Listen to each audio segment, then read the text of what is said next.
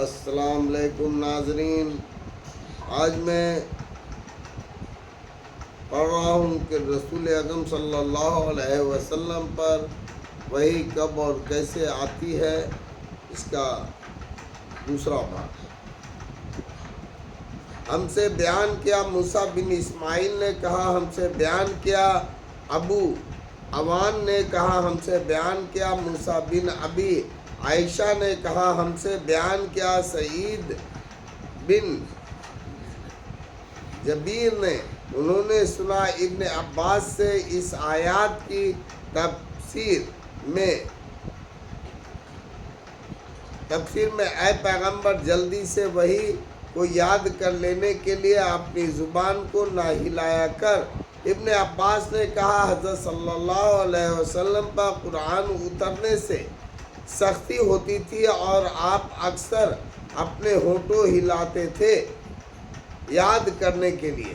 ابن عباس نے کہا، میں تجھ کو بتاتا ہوں، ہونٹ ہلا کر جسے حضرت صلی اللہ علیہ وسلم کو ہلاتے تھے، اور سعید نے کہا کہ تجھ کو بتاتا ہوں، ہونٹ ہلا کر جیسے میں نے ابن عباس رضی اللہ عنہ کو ہلاتے دیکھا۔ پھر سعید نے اپنے دونوں ہونٹ ہلائے۔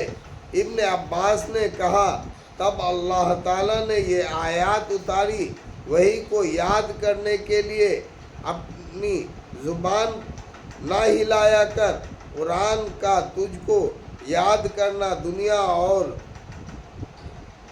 پڑھا دینا ہمارا کام ہے۔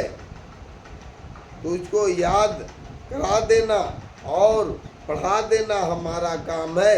ابن عباس نے کہا، تیرے دل میں جمع دینا اور اس کو پڑھا دینا۔ جب ہم پڑھ چکے اس وقت تو ہمارے پڑھنے کی پیروی کر۔ ابن عباس نے کہا، اس کا مطلب یہ ہے کہ خاموشی کے ساتھ سنتا رہ ہمارا کام ہے، اس کا بیان کر دینا یعنی تجھ کو پڑھا دینا۔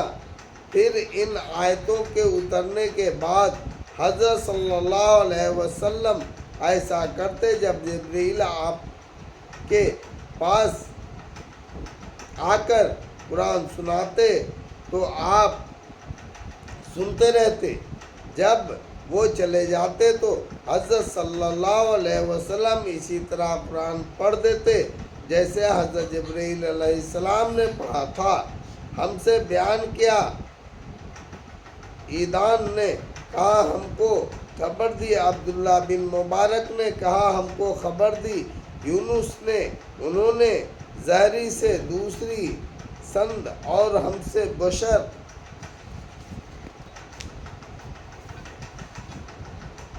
بن محمد نے بیان کیا کہ ہم کو خبر دی عبداللہ بن مبارک نے کہا، ہم کو خبر دی یونس اور معمر نے، ان دونوں نے زہری سے مانند اس کے۔ زہری نے کہا، مجھ کو عبیداللہ بن عبداللہ نے خبر دی، انہوں نے ابن عباس رضی اللہ عنہ سے سنا کہ ان حضرت صلی اللہ علیہ وسلم سب لوگوں سے زیادہ سخت تھے، اور رمضان میں تو جب جبرائیل آپ سے ملاقات کرتے بہت ہی سخی ہوتے، اور جبرائیل علیہ السلام رمضان کے ہر رات میں آپ سے ملاقات کرتے اور آپ کے ساتھ قرآن کا دور کرتے۔ غرض حضرت صلی اللہ علیہ وسلم بھلائی پہنچانے میں چلتی ہوا سے بھی زیادہ سخی تھے۔ ہم سے بیان کیا ابو والمیان حاکم بن نفع نے کہا، ہم کو خبر دی شعیب نے، انہوں نے زہری سے کہا، خبر دی مجھ کو عبیداللہ بن عبداللہ بن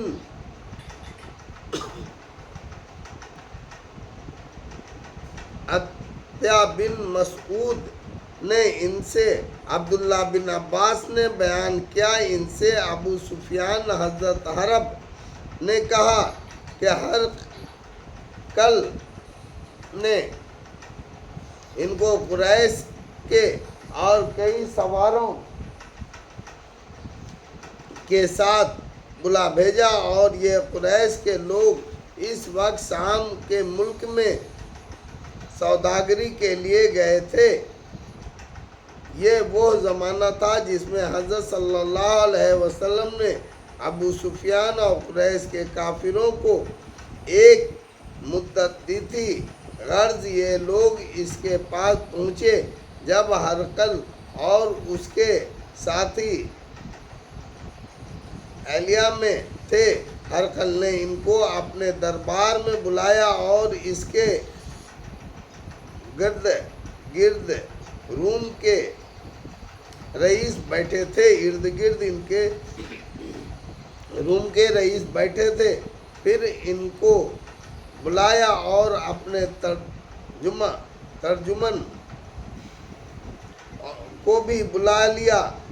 وہ کہنے لگا، اے عرب کے لوگوں، تم میں سے کون سی شخص کے نزدیک کا راستہ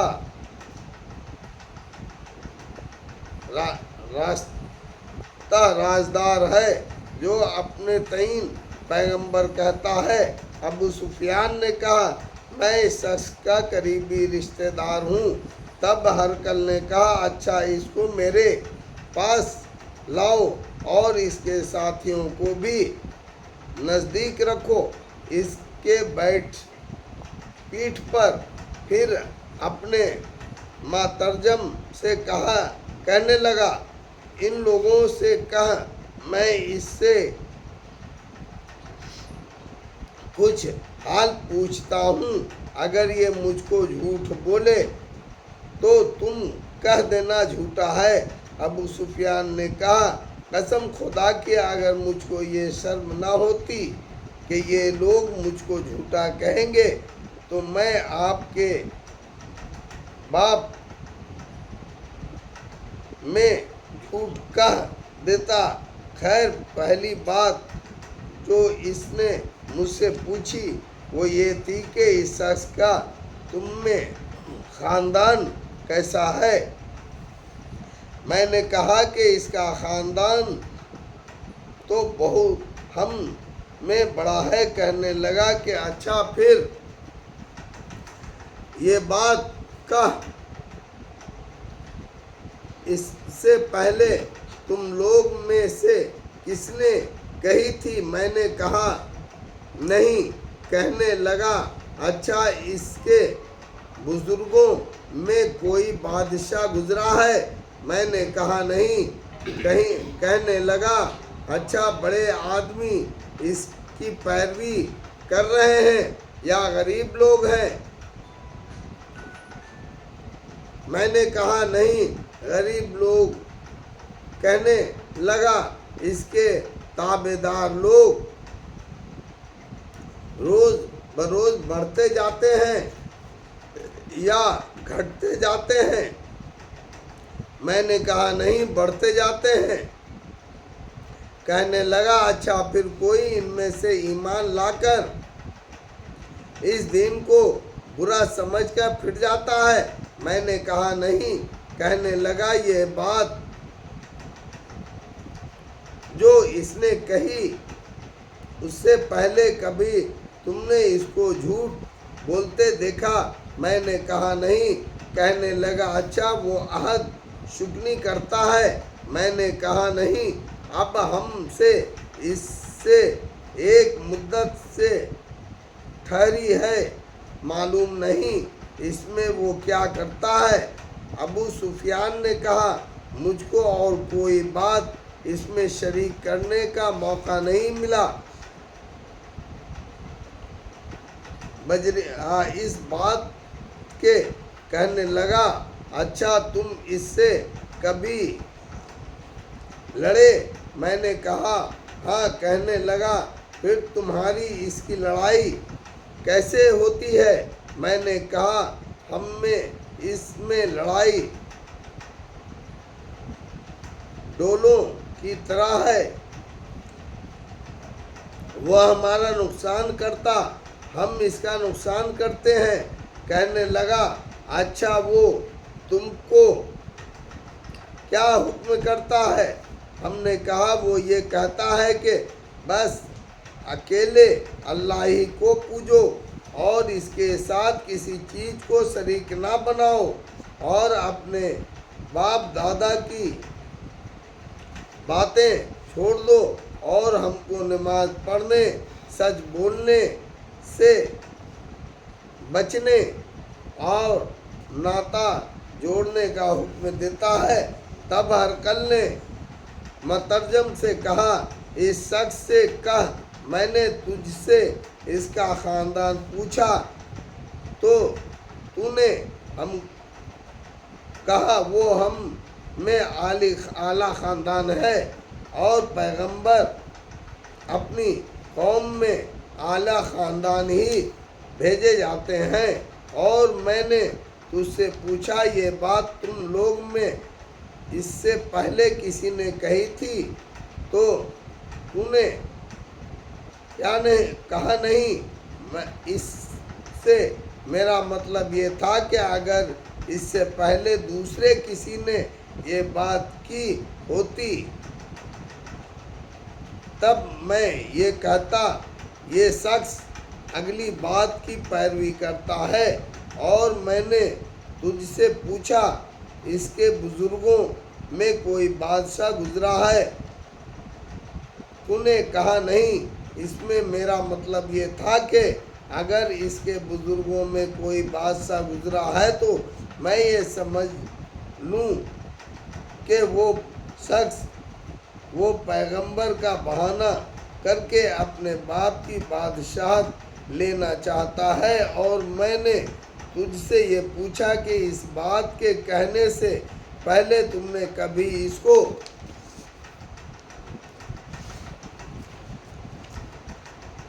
جھوٹ بولتے دیکھا؟ تو نے کہا نہیں۔ تو اب میں نے سمجھ لیا کہ ایسا کبھی نہیں ہو سکتا کہ وہ لوگ پر تو جھوٹ باندھنے سے پرہیز کرے اور اللہ پر جھوٹ باندھے۔ اور میں نے تجھ سے پوچھا کیا بڑے آدمیوں نے اس کی پیروی کی ہے یا غریبوں نے؟ تو نے کہا غریب لوگوں نے اس کی پیروی کی ہے، اور پیغمبروں کے تابعدار غریب ہی ہوتے ہیں۔ اور میں نے تجھ سے پوچھا وہ بڑھ رہے ہیں یا گھٹ رہے ہیں؟ تو نے کہا وہ بڑھ رہے ہیں، اور ایمان کا یہی حال رہتا ہے جب تک وہ پورا ہو۔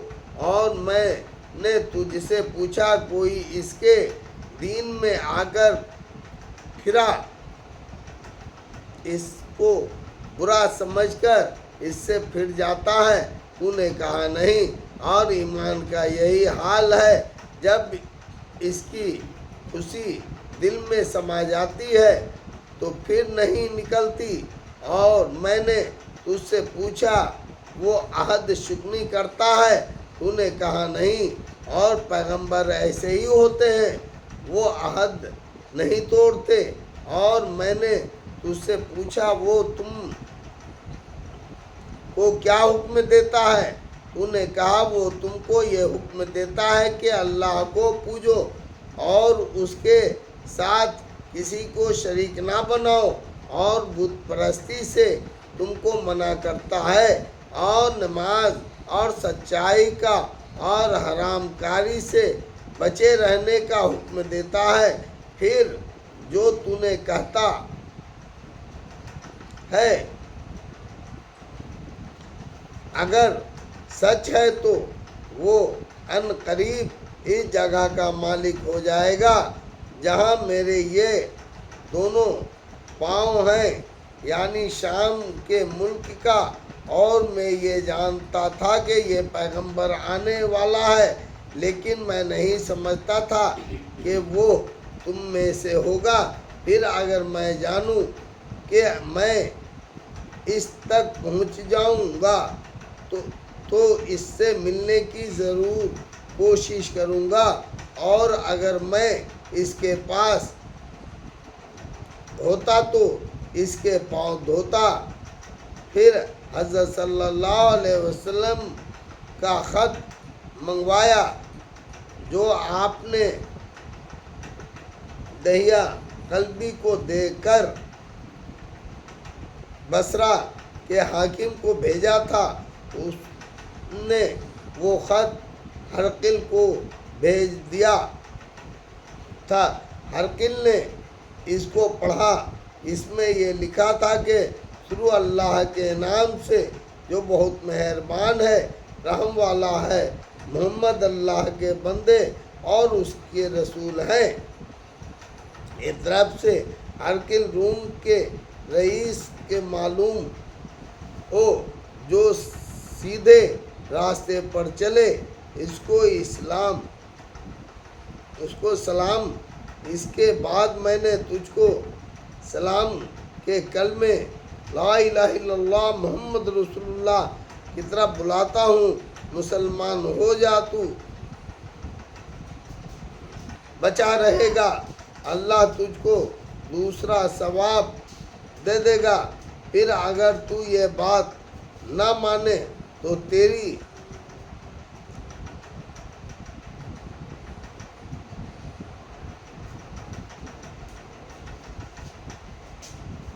ریاکار بھی گناہ تجھی پر ہوگا۔ اور یہ آیات لکھی تھی، کتاب والوں اس بات پر آ جاؤ جو ہم میں تم میں یکساں ہے کہ اللہ کے سوا اور کسی کو نہ پوجیں اور اس کا شریک کسی کو نہ ٹھہرائیں، اور اللہ کو چھوڑ کر ہم میں سے کوئی دوسرے کو خدا نہ بنائے۔ پھر اگر وہ نہ مانے تو تم ان سے کہہ دو، گواہ رہنا ہم تو تابعدار ہیں۔ ابو سفیان نے کہا، جب ہرقل کو جب کہنا تھا کہ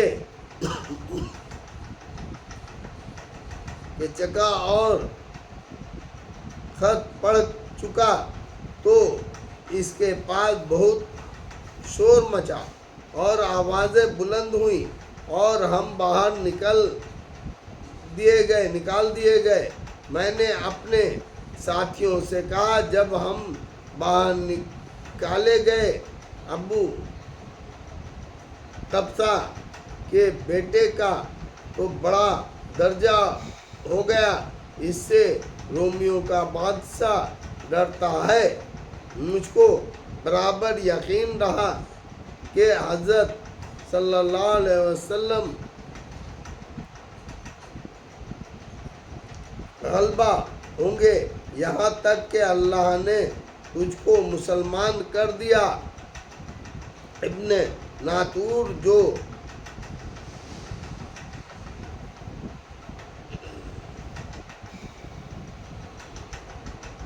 اہلیہ کا حاکم اور ہرقل کا مصاحب اور شام کے نصارہ کا پیر پادری تھا، وہ بیان کرتا تھا کہ ہرقل جب اہلیہ میں آیا تو ایک روز صبح کو رنجیدہ اٹھا۔ اس کے بعض مصاحب کہنے لگے، ہم دیکھتے ہیں آج تیری صورت اتری ہوئی ہے۔ ابن ناطور نے کہا، ہرقل نجومی تھا، اس کو ستاروں کا علم تھا۔ جب لوگوں نے اس سے پوچھا تو کیوں رنجیدہ ہے تو وہ کہنے لگا، میں نے آج رات ستاروں پر نظر کی، ایسا معلوم ہوتا ہے کہ ختنہ کرنے والوں کا بادشاہ غالب ہوا۔ تو اس زمانے والوں میں کون لوگ ختنہ کرتے ہیں اس کی مصاحب کہنے لگے، یہودیوں نے سوا کوئی ختنہ نہیں کرتا، تو ان کی کچھ فکر نہ کر آپ اور اپنے علاقے کے شہروں میں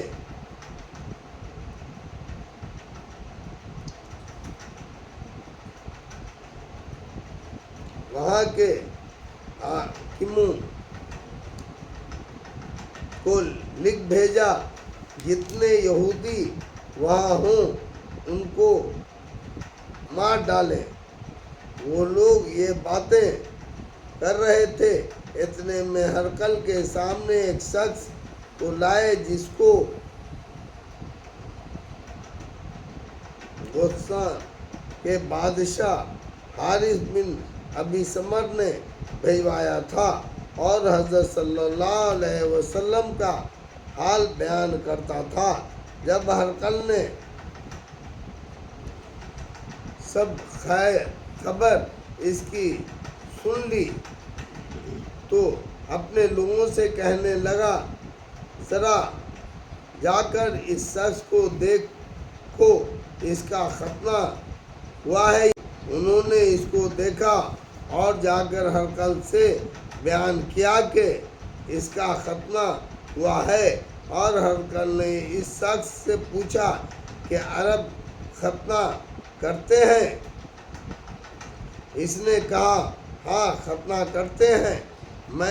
تب ہرقل نے کہا، یہ شخص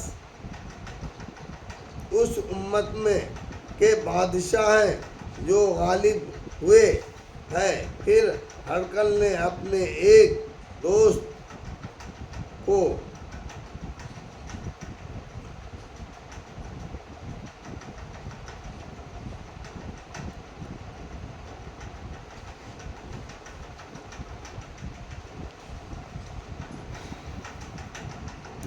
رومانی میں لکھا۔ وہ علم میں ہرقل کا جوڑا تھا، اور ہرقل خود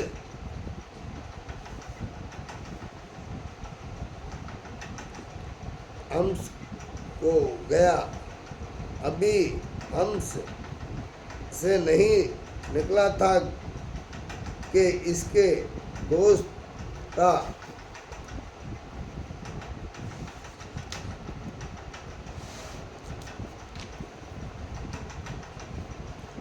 خط اس کو پہنچا۔ اس کی بھی رائے حضرت صلی اللہ علیہ وسلم کے ظاہر ہونے میں ہرقل کے موافق تھی، یعنی حضرت صلی اللہ علیہ وسلم سچے پیغمبر ہیں۔ اور آخر ہرقل نے روم کے سرداروں کو اپنے حمص والے ایک محل میں آنے کی اجازت دی، تو دروازوں کو بند کر دیا۔ پھر اوپر بالا خانے میں برآمدہ پر آمد ہوا اور کہنے لگا، روم کے لوگوں، کیا تم اپنی کامیابی اور بھلائی اور اپنی بادشاہت پر قائم رہنا چاہتے ہو؟ اگر ایسا ہے تو اس عرب کے پیغمبر سے بیعت کر لو۔ یہ سنتے ہی وہ لوگ جنگلی گدھوں کی طرح دروازوں کی طرف لپکے، دیکھا تو وہ بند ہیں۔ جب ہرقل نے دیکھا کہ ان کو ایمان سے ایسی نفرت ہے اور ان کے ایمان لانے سے نا امید ہو گیا، تو کہنے لگا، ان سرداروں کو میرے پاس لاؤ۔ تو کہنے لگا، میں نے جو بات ابھی تم سے کہی وہ تمہارے آزمانے کو کہی تھی۔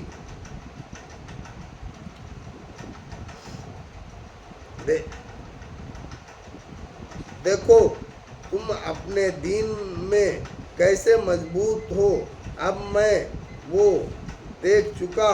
تب سب نے اس کو سجدہ کیا اور اس سے راضی ہو گئے۔ ہرقل کا آخری حال ہوا امام بخاری نے کہا اس حدیث کو صالح بن کیسان اور یونس اور معمر نے بھی شعیب کی طرح زہری سے روایت کیا۔ اللہ اکبر۔